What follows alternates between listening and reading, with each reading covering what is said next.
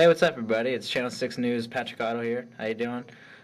Today I thought I'd explain a little bit more about the swine flu and exactly what the new epidemic craze is all about. So in order to do that, I went ahead and interviewed the school nurse, Kelly Funderburg, and yeah, let's see what she has to say. Typically, the swine flu is not any worse than your regular seasonal flu. It just that technically most people that get their flu shots every year have some sort of immunity built up to the regular flu, and nobody had immunity to the H1N1, so that's why it was so such a large outbreak of it. The school basically, in order to kind of keep it from spreading here, we've offered free vaccines on campus. We also had buses that took over groups of students to the Marvin Vincent Center when they did the two community ones, and the H1N1 vaccine was free to everyone. Another thing that we've really encouraged is that everyone continue to use good personal hygiene, wash your hands frequently. We've asked that anyone that feels like they could be getting sick to come in immediately. Tamiflu is best if initiated within the first 24 hours of onset. The other thing is, if you have not had the flu shot yet, it's still not too late. They're still giving them out. You can go to the Johnson County Health Unit and still get that for a minimal fee. The H1N1 is still free, but if you're wanting the seasonal flu shot along with it, there is a cost that's incurred with that. Yeah, so there you go. So, just do what everything she said. Make sure you stay clean. Wash your hands. Don't drink after other people. And if it happens that you are feeling sick, just go ahead and go in to the school nurse. And she'll be happy to see you, Miss Kelly Funderburg, really nice lady. So, yeah, that's basically it. For Channel 6 News, I'm Patrick Otto. The University of the Ozarks is a member of the NCAA Division III. Our teams compete in the American Southwest Conference. Because we are a Division III school, our student athletes do not receive athletic scholarships to play here. As a result, your membership in the Airy Club means so much to our students. Ozarks Airy Club is made up of individuals and companies who are proud supporters of Ozarks and her athletic programs. The club is a supporting organization for the 10 Eagles and Lady Eagles athletic teams. Show your support for our student athletes by becoming a member of the Airy Club. There are 4 levels of membership. You can choose one that works best for you or your company. If you would like more information about becoming a member of the Airy Club, contact Lori McBee at 479-979-1354. Fall and winter sports are winding down and spring sports are gearing up. For a preview and a recap, we turn to the Eagle Update sports anchor, Tanner Holman. For the biggest news of the week, we have baseball winning the first game of the season. The excitement is building for Ozarks baseball.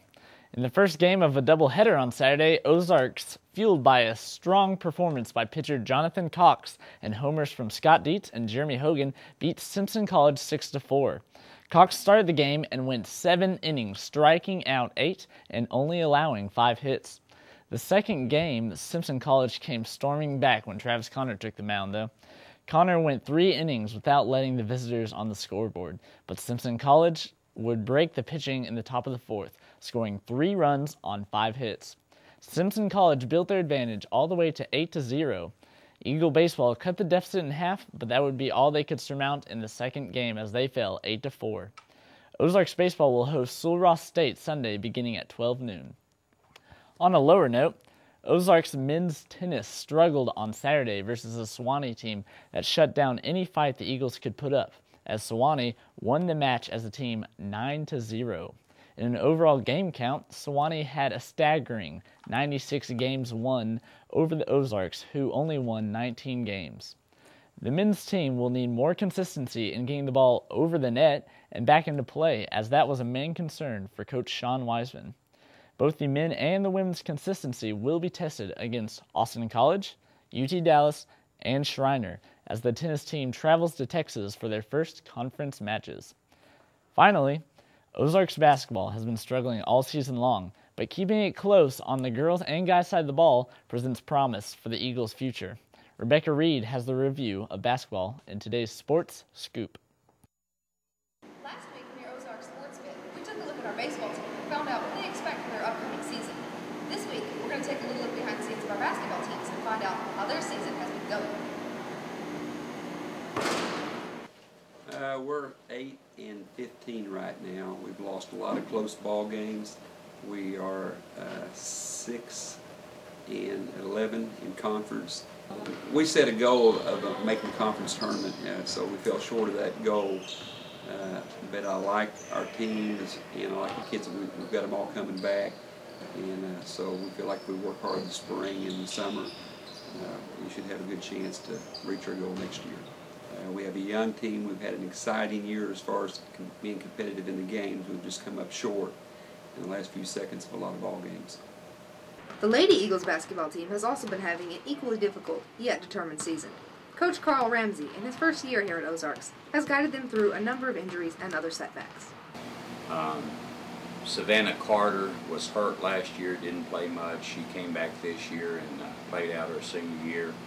Allison Valines came off a knee injury last year, came back, and this year so far she's had a concussion, a broke nose, tooth knocked out, high ankle sprain, and she's still out there playing hard. We're 5-13 in the conference and 7-16 overall, but in those 16 losses, our margin of defeat has been 5.8.